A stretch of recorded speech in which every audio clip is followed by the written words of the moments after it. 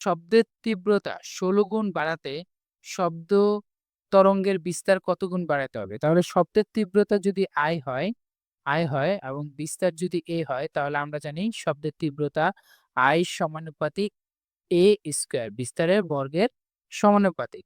সেক্ষেত্রে আমরা শব্দের তীব্রতা ১৬ গুণ বাড়াবো। অর্থাৎ I2 হবে ১৬ I1 এর সমান।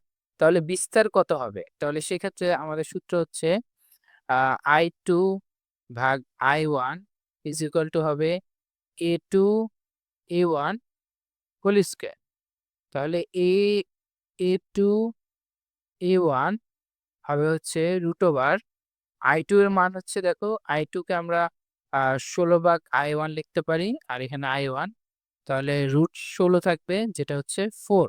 সেখান থেকে আমরা A2 ইকুয়াল টু লিখতে পারবো ৪ গুণ A1। অর্থাৎ সেক্ষেত্রে আমাদের বিস্তার হবে আগের বিস্তারের ৪ গুণ। তাহলে বিস্তার কত গুণ বাড়াতে হবে? তাহলে ৪ গুণ বাড়াতে হবে যদি আমরা তীব্রতা ১৬ গুণ চাই। ১৬ গুণ বাড়ালে বিস্তার বাড়াতে হবে ৪ গুণ।